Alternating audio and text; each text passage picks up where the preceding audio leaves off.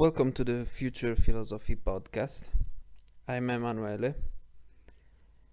One thing before I start this first episode of the podcast.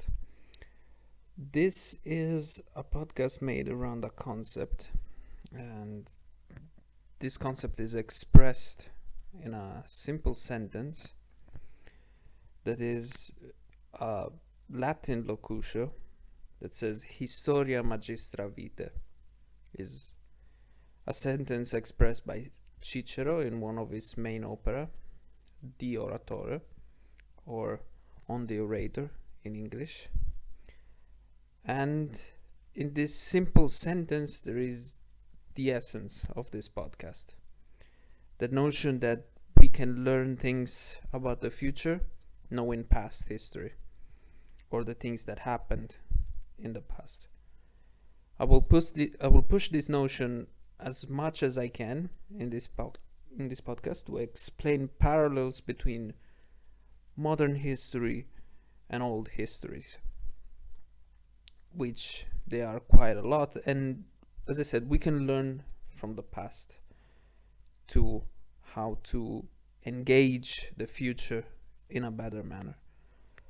I also have to say that I'm not mother tongue in English. I'm Italian, and this may cause a problem, but I will probably stumble now sometimes with my words, but I will try to be as good as possible and as clear as possible with my English. So today, as a first episode, I chose to address something that is really close to us, the elephant in the room, the atomic bomb and the atomic war. Well, not the atomic bomb per se, although I will talk a little about the history if there is time of it, but I will mostly address the nuclear war, that since the birth of the bomb is something in the air, I might say.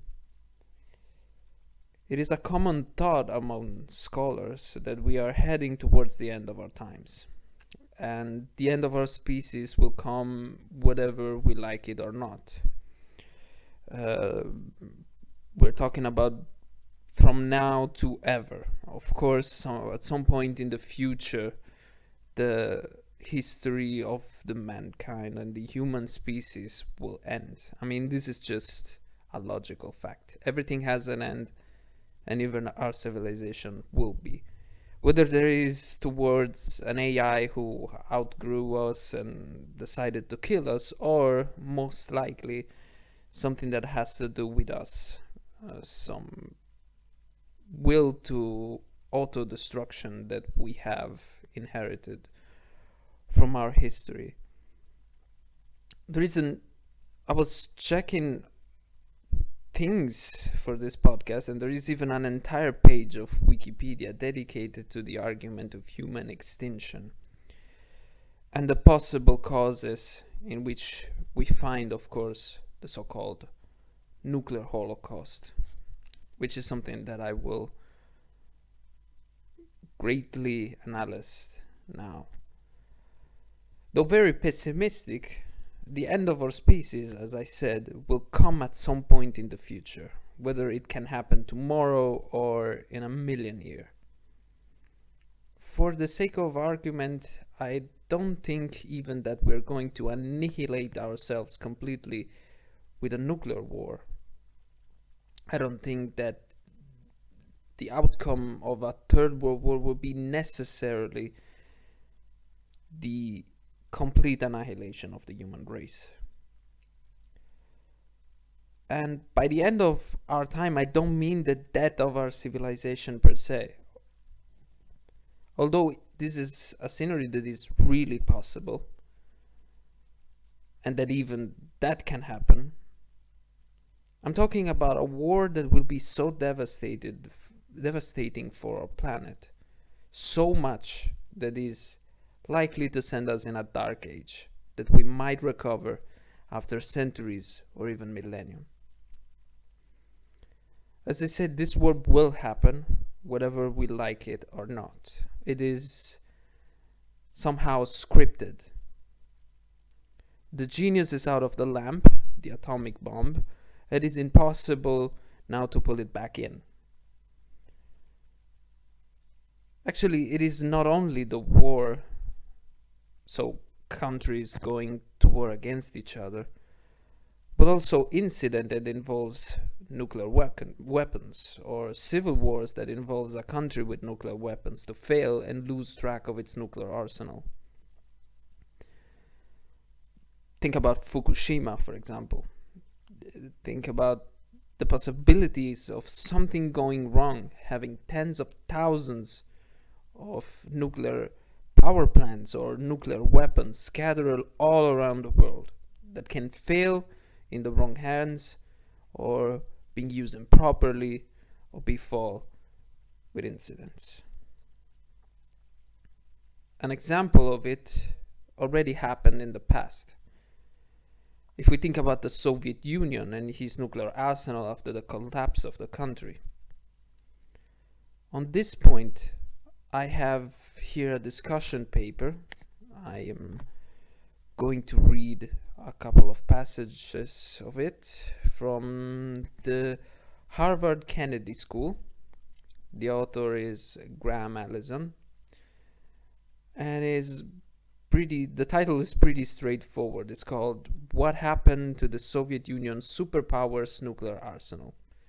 Clues for the Nuclear Security Summit."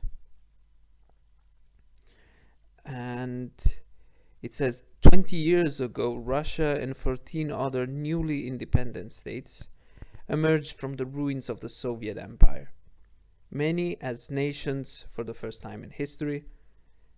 As is typical in the aftermath of the collapse of an empire, this was followed by a period of chaos, confusion, and corruption. As the saying went at the time, everything is for sale. At the same moment as the Soviet state imploded, 35,000 nuclear weapons remained at thousands of sites across a vast Eurasian landmass that stretched across 11 time zones. So think about this for a second. In the former territories of the collapsing Soviet Union, there were 35,000 nuclear weapons without an owner at the time of its collapse. And here the article continues. This next paragraph is quite ironic to me, talking about Ukraine, a former Soviet country that was gaining independence at the time. And here it goes. Had Ukraine retained the strategic nuclear weapons it inherited from the former Soviet Union, it would instantly have become the third largest nuclear weapon power in the world. Think about this. The implication of this fact for us and for the US national security can hardly be exaggerated. Some 1,250 nuclear warheads or ICBMs targeting American cities would have come under the command of a new and unstable government in Kiev. So you see the problem here that can appear instantly when a country in the world becomes a nuclear power. A recent example is, for example, Kim Jong-un with North Korea. They passed from being a non-threat whatsoever to be a deadly threat to any country just by having a nuclear arsenal. Think about that. It's like having a the red button is literally it can target everywhere in the Eurasian continent. And if you have conventional weapon, you don't have that power. The power of annihilate a city in just 1 second. Back to the text. The good news: all nuclear weapons have been retrieved from the fragile former Soviet states. But the bad news: the weapons were returned to Russia during a period of considerable chaos. Thousands of nuclear weapons and hundreds of thousands of pounds of weapon-usable fissile material were being held at stores of sites scattered across a disoriented, discombobulated Russian Federation. Security was so insufficient at some point that Russian nuclear facility with highly enriched uranium was easier to steal than taking potatoes. According to a Russian military investigation who proved that theft of 4 kilograms of He, which is highly enriched uranium, by a Navy officer in 1993. So the risk that insiders, or a combination of insiders and intruders, will steal from Soviet Union, from the Soviet nuclear weapon and materials loomed large.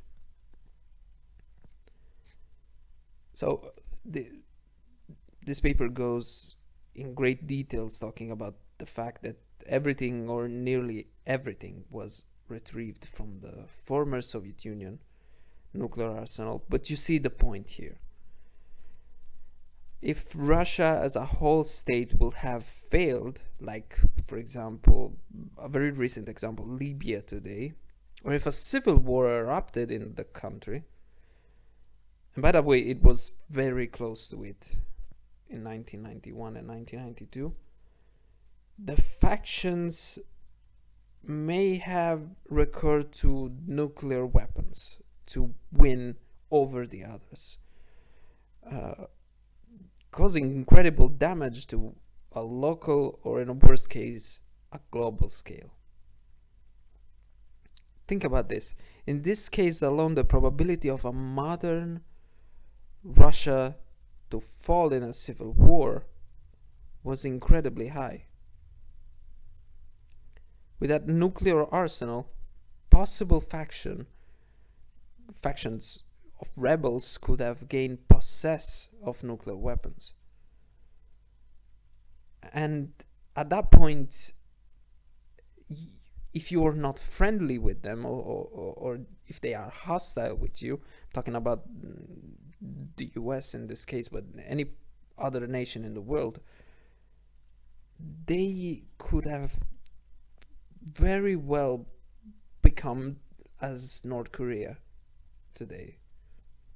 So always threatening the peace, the global peace, and this is quite worrisome.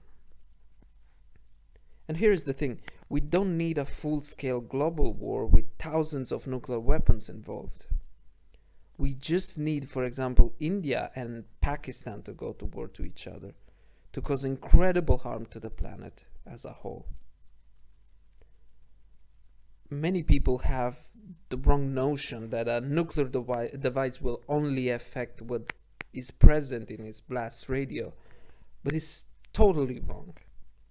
Even if a small device is detonated, the wind can carry the deadly scores of the detonation for miles, or in case of a very large device, or multiple small devices, an entire hemisphere can be affected with an extinction scale damage, capable of ruining our planet for God knows how many years. I have an article here from the magazine Forbes that has a pretty straightforward title and that talks about this. It's called Even a Small Nuclear War Will Still Have Effects on Global Scale, as I said 5 seconds ago. And here's what he says. On November 1st, 1983, leading Russians and American scientists, including author Carl Sagan, discussed the possible consequences of a nuclear war. Apart from the immediate destruction of infrastructure and the loss of millions of lives, the scientists were mostly concerned about the possible aftermath of such a war. The detonation of some hundreds of atomic bombs will cause a nuclear winter, with disastrous impact on the environment of human food resources. The ash and dust transported by the atomic blast into the higher layers of Earth's atmosphere will form a cloud layer, making it impossible for sunlight and heat to reach the surface. Dropping temperatures will plunge Earth into a nuclear winter, maybe for decades or even centuries. Plants, no longer able to produce nutrients by photosynthesis, will quickly die off, followed by the starving animals and finally humans. So, a very apocalyptic view that can be caused by a war between India and Pakistan. And yeah, here's what follows. Nowadays, a global nuclear war seems improbable. After the collapse of the former USSR, global tension decreased and the atomic arsenal was reduced over the years. Still, 14,900 nuclear weapons exist, and even a local nuclear war could have worldwide effects, as I was saying before. All nuclear powers, the US, the UK, the French, Russia, China, India, Pakistan, Israel, and North Korea, possess small atomic bombs delivered to target by airplanes or missiles. Such tactical nuclear weapons, involving short to intermediate range low yield devices, are designed for use in the sea battle, to clean difficult terrains or to level urbanized areas.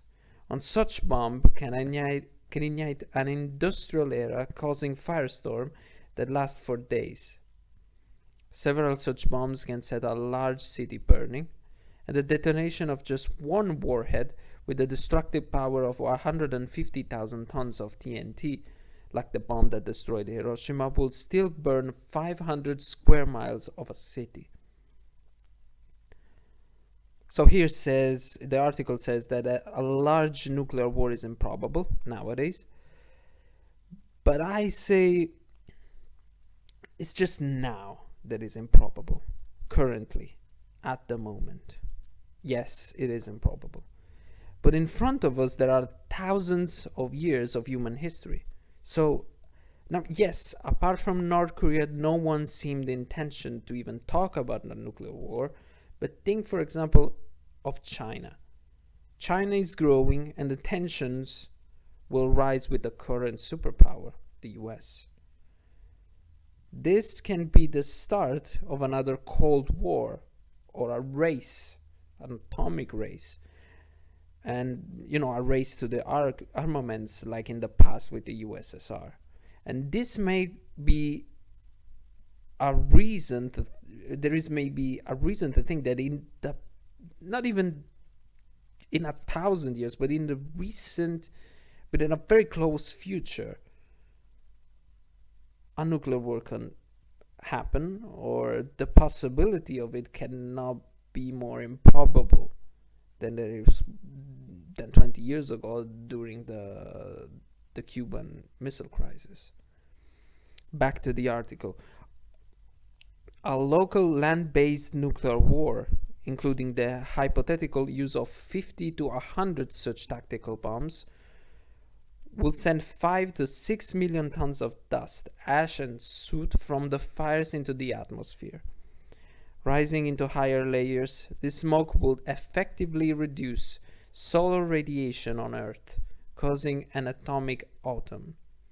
Temperatures will slightly drop for a quarter of a century, reducing the growing season of plants by between 10 to 40 days.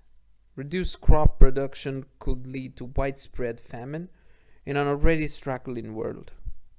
Changes in temperatures also cause a shift in water patterns. The precipitation during the monsoon, providing rain for millions of people in Asia, could decrease as much as 20% to 80%. As such large circulation patterns are the monsoon have global effects, also Africa, Australia, and Americas could become drier. Estimated 1 to 2 billion people could face starvation, as much victim as a global nuclear war will claim. Unrest quickly will spread, following by further conflicts over the limited resources. As you see, only 50 to 100 such tactical bombs can create this scenario. Back to the article. The Scream scenario is not too far-fetched. Something similar already happened in the past. The Little Ice Age, or LIA, was a period of weather extremes in Europe from 1300 to 1850 BC. Exceptionally hard winters and cold summer caused crop failures all over Europe, resulting in widespread famine.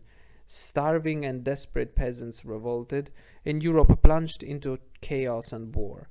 At the same time, in Indonesia, droughts caused rice harvests to fail. Also, Africa faced a series of devastating droughts in 1640 and 1644. In China, floods and droughts caused bread to become so expensive that even soldiers revolted. So, this is exactly what I was saying. This domino effect can happen even with a small nuclear war or a very large incident of a very large nuclear plant. Think about Chernobyl. It was not.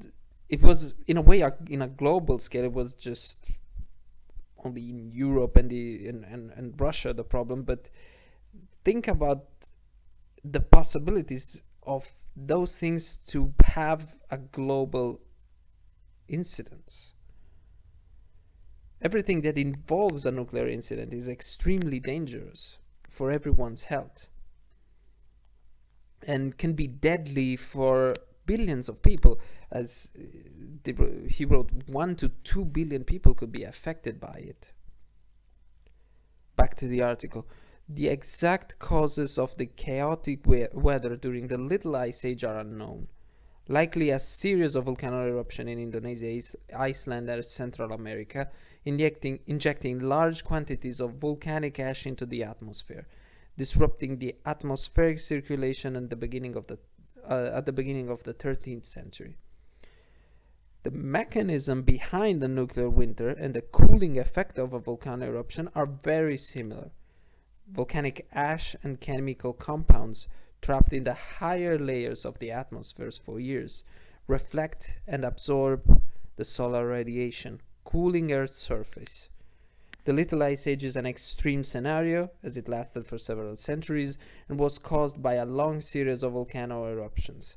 However, single, less powerful eruptions still had effect on climates and societies.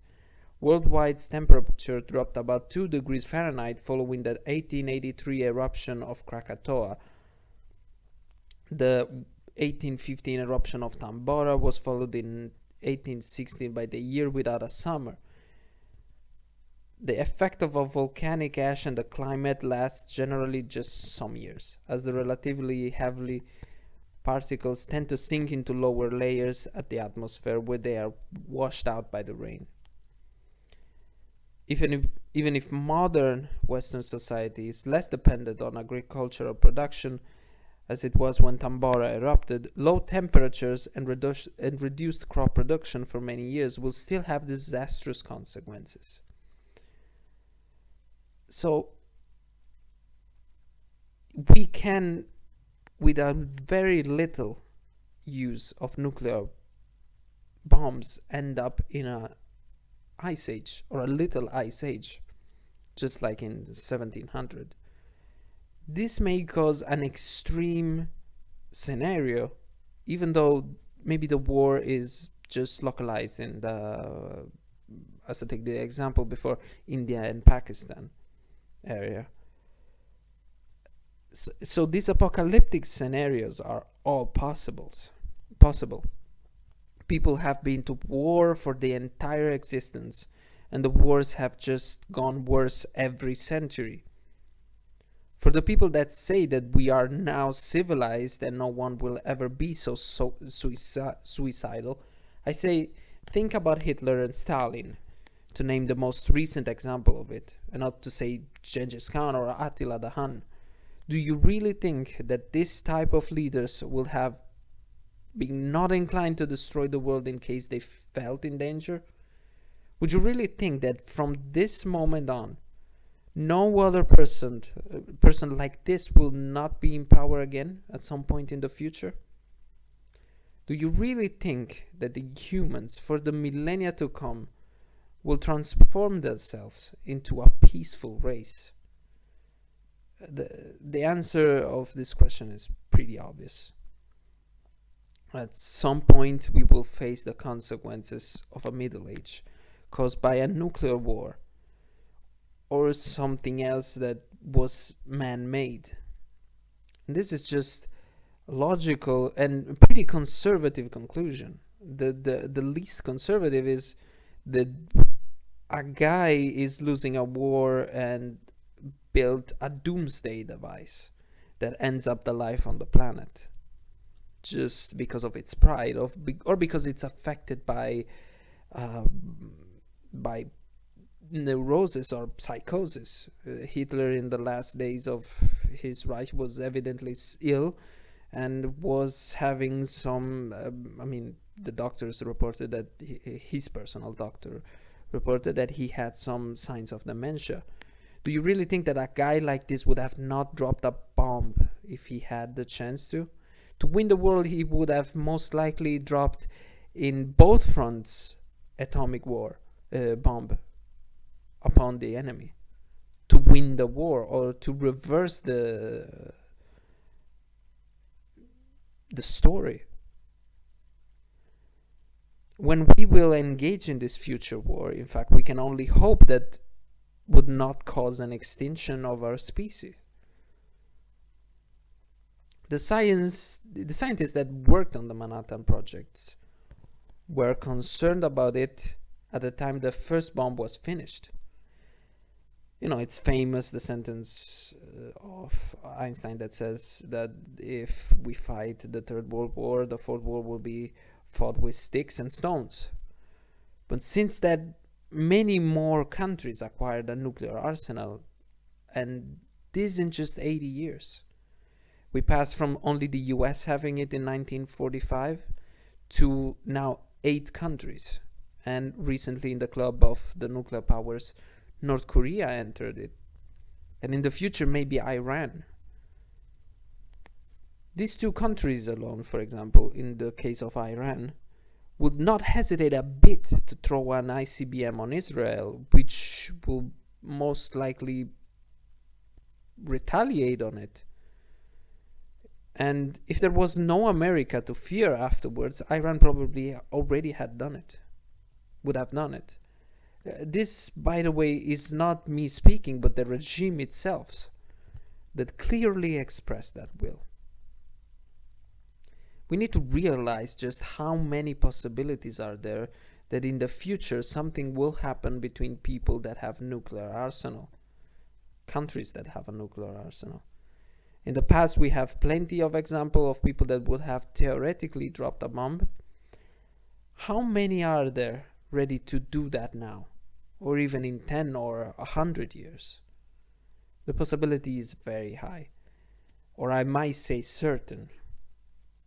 Think that Russia developed a new ICBM, which is the intercontinental ballistic missile, in 2007. Called RS-24 Yars. There is a treaty called Start Sign at the end of the Cold War between Russia and the US, a treaty of non-proliferation of nuclear weapons. They still found it an excuse to bypass this treaty and to develop a new type of ICBM, raising their quota of nuclear weapons in their arsenal. This is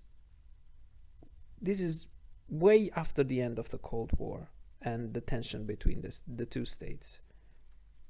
So the possibilities of this to happen is of 2 countries to go to war or nuclear proliferation is already happening.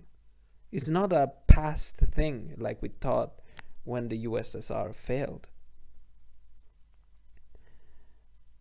I will read now a passage on Wikipedia that's so that everybody can find it. I will post the link in the description, and so that everybody can read how much we're in danger. And the article is called Nuclear Holocaust, so very, very on the point. It says, as of 2016, I'm just reading out of Wikipedia, humanity has about 15,000 nuclear weapons, thousands of which are hair trigger Aaron Hare triggered alert. While stockpiles have been on decline following the end of the Cold War, every nuclear country is currently undergoing modernization of its nuclear arsenal. Some experts believe this modernization may increase the risk of nuclear proliferation, nuclear terrorism, and accidental nuclear war. You see, accidental nuclear war. John Fitzgerald Kennedy estimated the probability of the Cuban Missile Crisis escalating to a nuclear conflict as between 33% and 50%.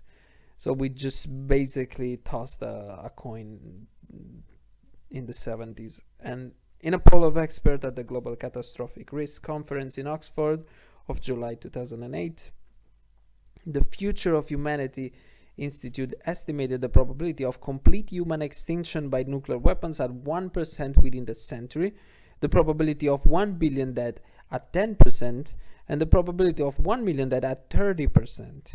These results reflects the median opinions of a group of experts rather than a probabilistic model. The actual values may be much lower or much higher. Scientists have argued that even a small-scale nuclear war between two countries could have devastating global consequences on such local conflicts are more likely than full-scale nuclear war. It is weird, even in this article, it is weird for us to imagine that for the first time in human history there is a possibility that we can kill ourselves completely with our own hands. Not only it is difficult to understand, but as I have always heard from people I talk to, everybody thinks it will still never happen. This is, as I said already many times, is naive at best. Thinking that human being in time of war would not try to win with all means necessary is really, as I said, naive at best. The thing is, we don't take into account the fact that there are people out there capable of pushing the red button even with an extensive knowledge of the past. I heard often people saying it was too long ago. You know, we have changed, we are no other war will ever happen. We learned. I always think that this is surely not the first time that someone said that thing, or those type of sentences. I always imagine Romans saying that during the Pax Romana nothing will happen. We're at peace, the empire will never collapse, it's too big, too strong, nothing will ever happen. Then everything happens and they are shocked that barbarians exist. If history has taught us something, is the fact that war is inevitable. Even genocides are inevitable. I hate even when they say it's 2018 or 2007, citing the year, the current year and so on. They always say that, hey, nothing will ever happen. It's 2018. It's not 1914 or 1940. People today have just the notion of the present. They have no historical memory. They seem to not know that there was a past before them and there will be a future after them. And I think people have always said that, by the way. I think people were saying that in the 90s before the Balkan War or during the Rwanda genocide. Those are things happened less than 30 years ago. It's ethnical cleansing. And in terms of human history, even the Holocaust happened recently, if you think about it. I mean, it's 80 years ago. Communism lasted until 1991 and claimed the lives of hundreds of millions of people. So we were at the brink of nuclear war just 20 years ago, 30 years ago.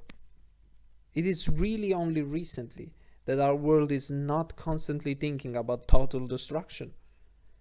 This time is merely a window of peace in between wars. But going back to the Wikipedia article, it continues and says, a related era in inquiries, if a future nuclear armed race someday leads to larger stockpiles or more dangerous nuclear weapon than existed at the height of the Cold War, at the point could a war with such weapon result in human extinction? Physicist Leo Szilard warned in the 1950s that a deliberate doomsday device could be constructed by surrounding powerful hydrogen bomb with a massive amount of cobalt. So think about this. This guy was thinking how to destroy the entire world. So even if he's a scientist and so on, think about a guy who's crazy enough to go in power like Adolf Hitler, and knowing that something like this could be built, and he's losing the war, and if his dream world is not being, if he's not fulfilling the dream of his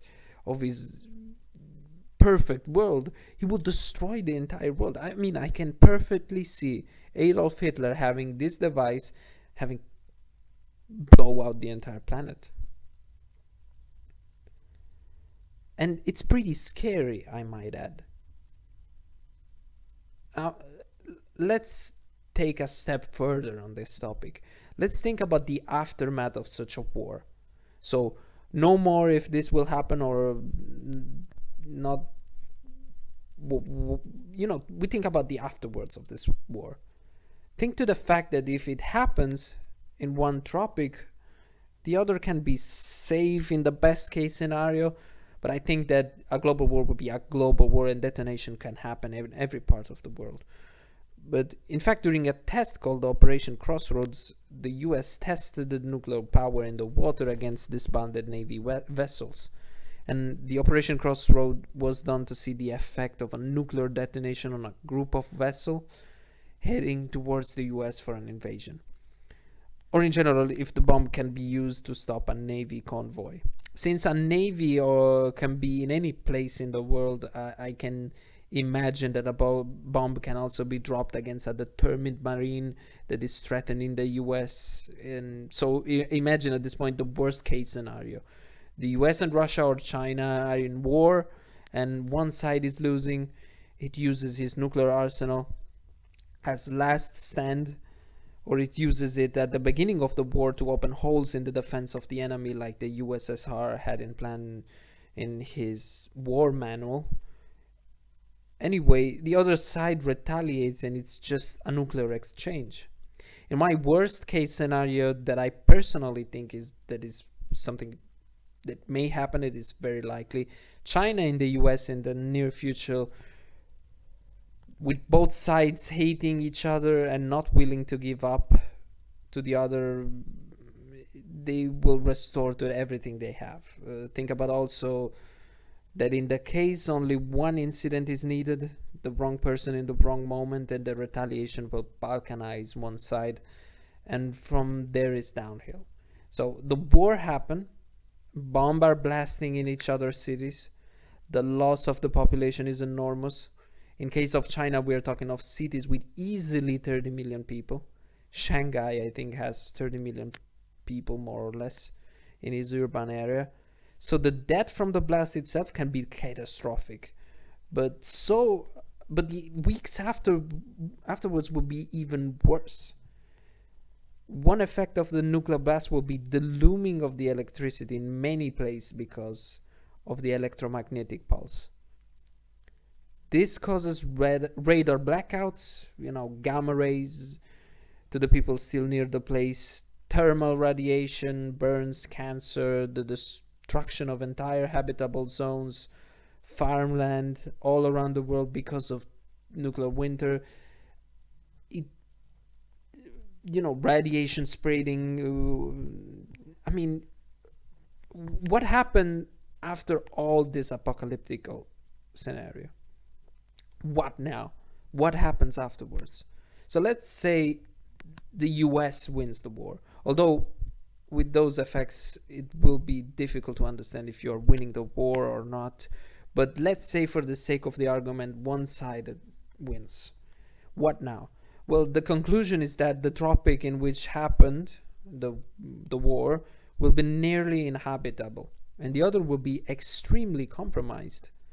People will die of starvation in the millions, maybe billions, and radiation will have a negative effect on the ground that will last millennia. For the human body to adapt to such a scenario would take millions of years, probably, or thousands, and this may lead us in the Middle Age, and a very bad one, where survival will be the only good thing to do. Even if you will try to escape, there will be no place to go.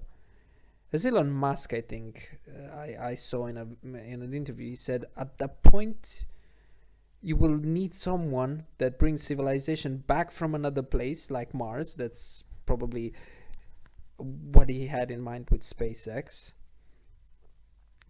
to restart the system, like when the scientists from Constantinople fled the city with ancient texts and started ending in Rome and triggering the Renaissance. Otherwise, the world will remain a dark place for God knows how many centuries. Think also about the fact that at that point will be like 500 BC in the Western Roman Empire. It will be chaos. No states capable of continuing business, quote, in an efficient way. Revolutions, lack of food or affordable water, mass migration in the south to the south.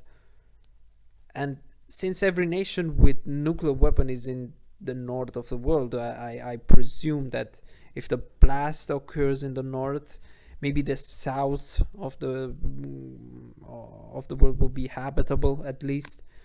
But think about this: a true invasion of millions of people flooding, a change in mentality from prosperity to absolute survivalism that can lead people not to be ready for it or prepared and starving to death. Think about also how we are bound to electricity and power. Without it, I think that 80% of human being living in cities would not be able to grow nothing and die of starvation if they are alone. Also, seeing everything collapsing like this, people are more likely to be one extremist and resort to theology, losing completely the notion of critical thinking. I mean, it would be also a cultural shift. Also, since the state is not present, local authorities will take over to maintain order, fragmenting the world exactly like the world during the Dark Age. And we're not even talking about the loss of knowledge. A blast can destroy servers and books where information is stored. And in a large-scale war, we can lose the Colosseum. We can lose any other landmark in the NATO or Chinese sphere of influence. This is a very likely scenario, and there are good reasons that at some level, maybe better or maybe even worse, can happen. Usually at this point people will end up in a good note, a note of hope that we should be together and hold hands, and this will never happen if we try hard. But I'm not like this. I'm going to say to you that this is going to happen. Just be prepared and live your life knowing that out there are devices pointed at your land or city, ready when the times are mature to put an end to your life and to the world. And a good way to invest money, in my opinion, is shield against these weapons of mass destruction. The states will be much more efficient if it's spent not in proliferation but in the defense of ICBMs and bombs, or missiles rather, that can plunge into your land or into your cities without notice. And Reagan actually invested in a shielding program called SDI, but I think it was never implemented because of the end of the Cold War and was too costly. I say to invest on it because it's the best way to become completely nuclear free. Offensive nuclear, I mean, not power plants. The most effective way to be nuclear free is to render those missiles obsolete. If no missile is effective and it's a waste of money, no one will invest in it anymore and will fade away just like millions of weapons in the history of warfare before. We don't use swords anymore because they are obsolete. The same thing we should do with a nuclear weapon. If it cannot reach the objective and it explodes midair because there is a shield shielding you from it, it will become useless and a waste of money and of time. This missile are just nowadays. These missiles are just like guns pointed at our head constantly, and the person who is holding it is history. A clock that has a date we still don't know, and we need to defend ourselves from them, but I don't know if anybody will ever think like that. And most likely there is a date, and that date will expire in 100 years or tomorrow. So the positive side of this is that you can subscribe to my channel and send me a message at thefuturephilosophypodcast.com. And you can also reach me on Facebook, on the Facebook page of the Future Philosophy Podcast. And yeah, so in this note of hope that you can subscribe to the channel, I will end this, and thank you for listening, and end of speech.